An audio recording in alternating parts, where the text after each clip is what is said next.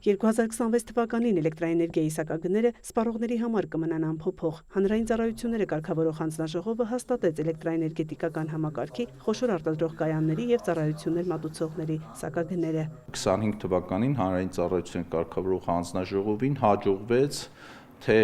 գազի սակագների մասով, թե ջրի սակագների, խմելու ջրի եւ կոյուղու սակագների մասով, թե էլեկտրաէներգիայի սակագների մասով այսօրվա նիստում արդեն սակագները թողել նույնը, չբարձրացնել, չթանկացնել։ Նաեւ սոցիալական խոցելի խմբերի համար այն քաղաքականությունը, որ նախորդ տարիներին վարվել է, նույնպես սոցիալական խմբերի համար չի թանկանալու եւ տարբերակված ավելի էժան է լինելու, քան մնացած սպառողների համար։ Հանձնաժողովի նիստում նշվեց, որ սակագների վրա ազդող դրական եւ բացասական գործոնների վերլուծության արդյունքում սպառողներին վաճառվող էլեկտրաէներգիայի սակագների փոփոխության անհրաժեշտություն չի առաջացել։ Ատոմակայանը 2026-ին 5 ամսով կդադարեցնի աշխատանքը։ Կիրականացվեն պլանային աշխատանքներ առաջիկա 10 տարիներին եւս ատոմակայանի անխափան շահագործումը ապահովելու համար։ Ատոմակայանի երկարատև կանգառը այս դեպքում բացասական ազդող գործոն էր, բայց այնուամենայնիվ մեզ հաջողվել է համակարգում նախորդ տարի կուտակված հավելյալ օգուտների հաշվին չեզոքացնել այս ապագայում արդեն նշմարվող գործոնը, ինչի արդյունքում մենք սակագները թողնում ենք նույնը։ Հարց հնչեց էլեկտրաէներգիայի անջատումների մասին։ Կառավարչիով լինելուց անկախ Պաշտպան ցանցը ենթակառուցվածքները նույնն են նշեց Հայաստանի էլեկտրական ցանցեր ընկերության ժամանակավոր կառավարիչը։ Ռոմանոս Պետրոսյանի խոսքով վերջին 4 ամիսներին անջատումների հաճախականությունը նվազել է մոտ 27%-ով, իսկ անջատումների քանակը նախորդ տարվա նույն ժամանակահատվածի համեմատ նվազել է 18%-ով։ Մյուս տարի նախատեսվում է շուրջ 44.2 միլիարդ ներդրումային բյուջե եւ բառացիորեն վերջին օրին մենք այդ բյուջեն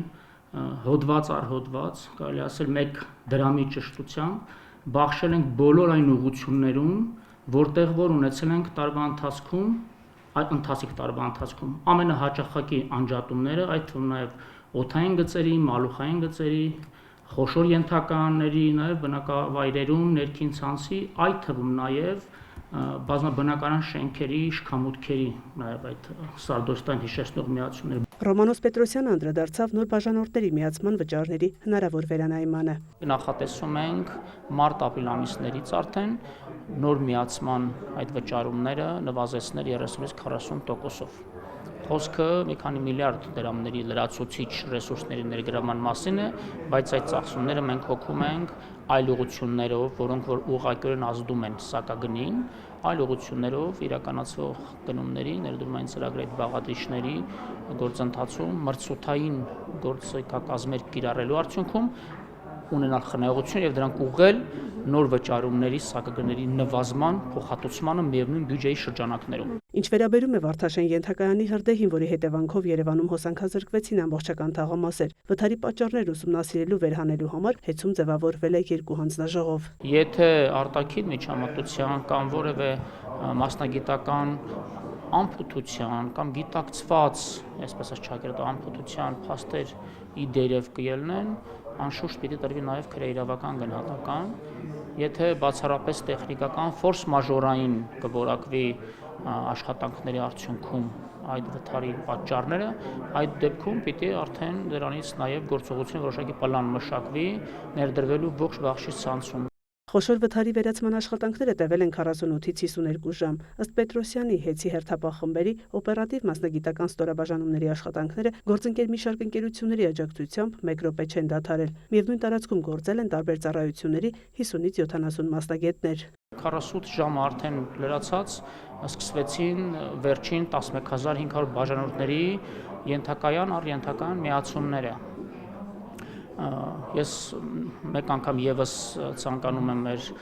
մասնավորապես Էրեբունի վարչական շրջանի եւ հարակից բնակավայրերի հասցեների հոսանքազրկված մեր քաղաքացիների ներողամտությունն ու ըմբռնումը հայցեն պատճառված անհարմարությունների համար ինքնին հասկանում ենք բավականին ցուրտ եղանակային պայմաններ եւ առանց էլեկտրոէներգիայի մատակարարման տևական ժամանակ, բայց եւ տեխնիկական առումով ավելի շուտ հետևանքները վերացնելու բացարձակ հնարավորություններ չկար, ավելին ասեմ նմանատիպ մասշտաբի վթարները որպես կանոն օրդինար պայմաններում պահանջվում են 1 շաբաթից 10 օր։ Վթարի հետևանքները վերացնելուն ուղղված մասնագիտական խմբերի աշխատանքը Ռոմանոս Պետրոսյանի խոսքով ըստ արժանվույն կգնահատվի։ Մայա Խաչատրյան, Արտակ Գևորգյան, լուրեր։